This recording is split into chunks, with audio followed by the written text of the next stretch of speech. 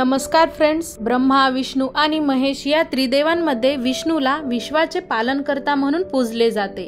मान्यतेनुसार ज्या व्यक्तीवर श्रीहरी विष्णूंची कृपा असते त्याला कुठल्याच गोष्टीची कमतरता नसते, त्याला जीवनातील प्रत्येक संकटापासून मुक्ती मिळते। अशा या श्रीहरी विष्णूंना गुरुवार हा दिवस समर्पित आहे। गुरुवारी श्रीहरी विष्णूंची पूजा केल्याने त्या व्यक्तीला सुख समृद्धी प्राप्त होते। विष्णू उपासनेसाठी विष्णू सहस्त्रनामाचे पठण खूपच फलदायी ठरते, त्यामुळे श्रीहरींची कृपा लाभते व सर्व कामे सहज होतात। पण विष्णू सहस्त्रनाम पठणाचे काही नियम आहेत, तेच आपण आज या व्हिडिओमध्ये जाणून घेणार आहोत। प्रत्येक व्यक्तीने आपापल्या सोयीनुसार विष्णू सहस्त्रनामाचे नियमित पठण केले पाहिजे। सूर्योदयाच्या वेळी पठण करणे सर्वात उत्तम। पाठ वाचण्यापूर्वी भगवान विष्णू आणि माता लक्ष्मीला मनोभावे नमस्कार करून पठण सुरू करावे। जेव्हा कुंडलीत बृहस्पती कमकुवत स्थितीत असेल तेव्हा हे पाठ आवर्जून करावे। कुंडलीतील बृहस्पतींच्या प्रभावामुळे पोट किंवा यकृताची समस्या असेल किंवा संतान सुख, वैवाहिक जीवनात अडथळे येत असल्यास श्री विष्णू सहस्त्रनामाचे पठण करावे। विष्णू सहस्त्रनामाच्या पठणाचे अनेक लाभ होतात।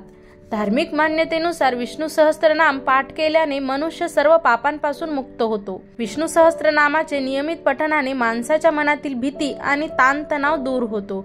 विष्णू सहस्त्रनामाचे पठण केल्याने कुटुंबात सुख समृद्धी नांदते। विष्णू सहस्त्रनाम हे संस्कृत विद्वान ऋषी व्यास यांनी लिहिलेल्या महाभारताचा एक भाग आहे। आपल्या परंपरेत प्रामुख्याने 3 देवतांची पूजा केली जाते। ब्रह्मदेवाला विश्वाचा निर्माता म्हणून ओळखले जाते, शिवाला संहारक म्हणून ओळखले जाते, तर विष्णूला संचालक, विश्वाचा पालनकर्ता म्हणून ओळखले जाते।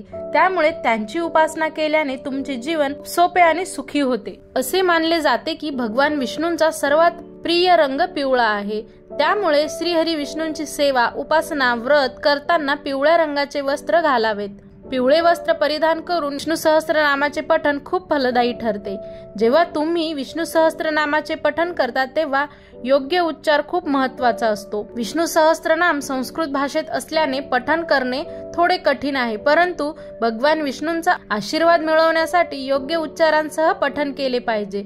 जर शक्य होत नसल्यास ते रोज ऐकले तरी पाहिजे। ऐकल्याने मनाला शांती मिळते। मन आणि शरीर तणावमुक्त ठेवण्यासाठी हे खूप प्रभावी आहे। अशाच नवनवीन माहितींसाठी चॅनलला नक्की लाईक, शेअर आणि सबस्क्राईब करा। धन्यवाद।